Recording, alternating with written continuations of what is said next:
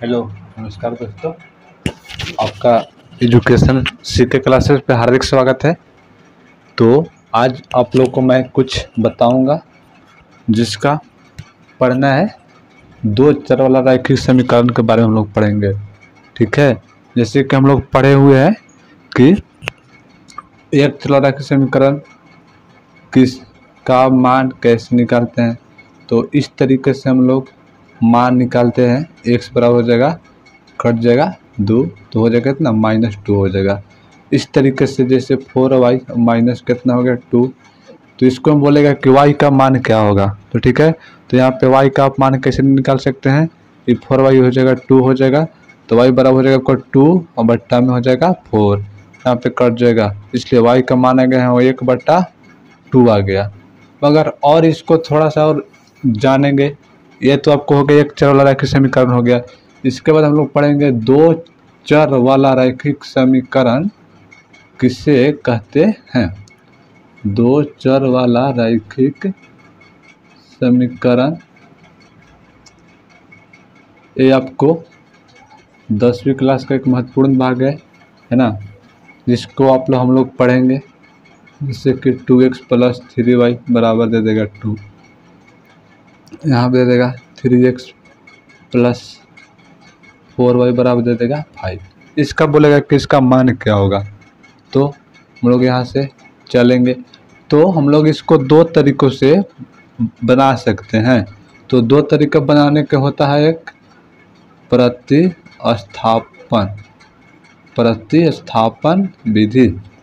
प्रतिस्थापन विधि के द्वारा पढ़ेंगे, और दूसरा हो गया विलोपन विधि। तो पारापारी से जानते हैं, पहले जानते हैं प्रतिस्थापन विधि से इसको हल कैसे करते हैं, ठीक है। तो इसको में बस एक चीज़ ध्यान देने वाली बात है, अगर हम समीकरण फर्स्ट से चलेंगे तो उसका वैल्यू सेकंड में रखना होगा। अगर सेकंड से चलेंगे तो उसका मान जो है रखेंगे हम लोग फर्स्ट में रखेंगे, ठीक है। चलिए तो जानते हैं, थोड़ा सा लगा लेता हूँ यहाँ पे। अब यहाँ पे चलते हैं, यहाँ पे हो जाएगा 2x + 3y बराबर हो जाएगा 2 हो जाएगा, है ना। यहाँ पे चलेंगे, यहाँ लिख देंगे समीकरण फर्स्ट से। तो यहाँ हो जाएगा 2x बराबर 2। यहाँ पे आप या तो x का मान रखिए या तो y का, तो हम किसी का मान ले लेंगे। यहाँ पे 2 और माइनस हो जाएगा 3y, इसलिए x बराबर हो जाएगा 2 - 3y बट्टा में कहाँ हो जाएगा 2 हो जाएगा। यहाँ से हम x का मान अलग कर लिए। अब यहाँ पे हम क्या करेंगे, अब हम फर्स्ट चले हैं ना, तो किसको में रखेंगे, सेकंड में रखेंगे। तो यहाँ पे हम अब रख सकते, लेके बोल सकते हैं कि जो x का मान समीकरण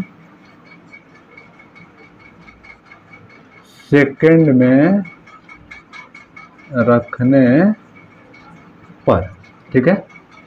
चलिए, तो सेकंड आपका क्या है, 3x + 4y बराबर में 5 है ना। तो यहाँ पे रखिए 3 और x का जो यहाँ पे है, तो x का यहाँ पे रखना है 2y, 2 - 3y रखना है। 2 - 3y और बट्टा में 2 + 4y और बट्टा में हो जाएगा 1, छिपा रहता है। अब हमारा एक चर वाला हो गया, ठीक है। तो अब यहाँ से हम कर सकते हैं, गुना कर सकते हैं।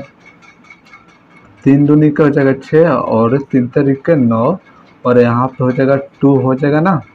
और यहाँ पे 1 से भागा दीजिएगा 2 बार में, गुना हो जाएगा 4 दूनी के 8 हो जाएगा, यहाँ पर हो जाएगा 5।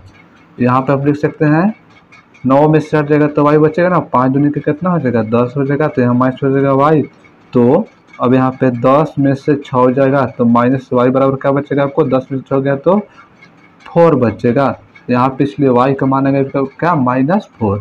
अब यहाँ पे y का जो मान है, या तो समीकरण फर्स्ट में रख सकते हैं, सेकंड में रख सकते हैं। अब यहाँ पे हम लिख सकते हैं जो y का मान है, y का मान समीकरण फर्स्ट में सेकंड में रखिए, कोई दिक्कत नहीं है। फर्स्ट में रखते हैं 2x + 3y बराबर में 2 हो गया। यहाँ लिखिए 2x + 3, y का मान निकाल रहे हैं हम -4, तो गुना हो जाएगा -4 और बराबर में हो जाएगा 2।